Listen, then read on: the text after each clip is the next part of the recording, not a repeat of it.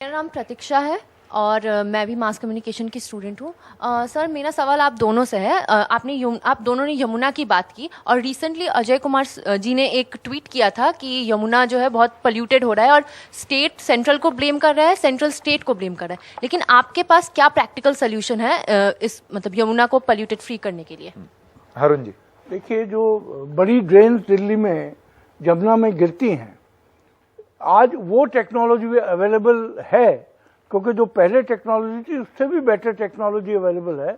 आज तक पिछले 8 सालों में यमुना सड़ती रही और जो उसके ऊपर जो ETPs लगाने थे वो आज तक नहीं लग पाए, क्योंकि जब तक आप जो सोर्स है उसको आप जो जहाँ से पॉल्यूशन आ रहा है उसकी सफाई जब तक नहीं होगी, यमुना में साफ पानी गिरे।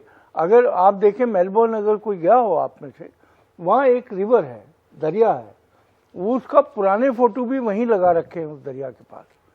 मैंने वहाँ देखा कि वो इतना गंदगी उसमें होती थी, और अब अगर आप जाएं तो आपको मछलियाँ नजर आती हैं उसमें। हारून भाई क्षमा चाहता हूं, मैं इसमें एक और अपना आंसर जोड़ दूं। बहुत महत्वपूर्ण सवाल है, क्योंकि प्रदूषण से जुड़ा हुआ सवाल है, आस्था का भी सवाल है।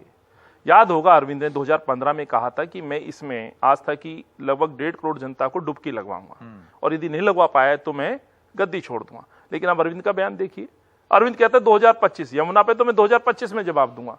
अरे भाई, आप जवाब दीजिए। ये प्रदूषित दिल्ली, और ये केंद्र सरकार से भी है। नमामि गंगे एक प्रोजेक्ट आया था, याद होगा, सपना दिखाया गया था। नमामि गंगे था ही यमुनाओं को और नदियों को साफ सफाई का। तो दिल्ली में लगभग, आपको जान के हैरानगी होगी, एक छोटा सा स्ट्रेच यहां से गुजरता है और उसमें 80-70% दिल्ली प्रदूषित दिल्ली में होती है। ये यमुना नदी, ये यमुना नदी के अंदर आकर के आप कहते डुबकी लगवाऊंगा। 2015 का बयान, आज 7 साल हो गए। शर्मानी चाहिए अरविंद को। और सबसे बड़ा दुर्भाग्य ये है, NGT खुद फाइन लगाती है 900 करोड़ रुपए का। तो जवाब तो अरविंद को देना चाहिए। 900 करोड़ का यदि जुर्माना NGT, नेशनल ग्रीन ट्रिब्यूनल, यदि फाइन लगा रही है, तो ये किस नाकामी का एक बड़ा उदाहरण है, निष्क्रियता का उदाहरण है। संकेत जी, ये बड़ा महत्वपूर्ण विषय, इसमें मैं बात खत्म करना चाह रहा हूं। दूसरा, एक महापर्व है पूरे देश का, छठी मैया का पर्व। दुख के साथ कहना पड़ता है कि इस बार वो छठ नहीं मना पाए यमुना के अंदर। दोषी कौन है? मुझे कहा गया, मैं घाटों पे घूमा, स्वाभाविक है, विपक्ष हूं, मैं आवाज उठाऊंगा। मैं हर उस नाकामी को दिखा रहा था। मैं नोएडा बॉर्डर पे गया, सरिता विहार का एक पार्ट है जो दिल्ली में लगता है, वहां बड़े बड़े झाग मारने का ड्रामा किया गया। तो वहां तो सांसद घूम रहे हैं नाव में, जिनकी जवाबदेही है वो कूड़े के कुतुब मीनार पे खड़े हैं। सवाल ये उठता है कि आप केवल राजनीति कर रहे हैं। मेरा आपसे वादा है, यमुना पे मैं दिल्ली की जनता को ये वादा करके जा रहा हूं, 2 दिन बाद मैं अपना डॉक्यूमेंट्स लेके आ रहा हूं, मैं सॉल्यूशन बताऊंगा। और बार बार मैं बोल रहा हूं, मेरी चमकती दिल्ली होगी शहर की पहचान, और हम यमुना पे काम करेंगे।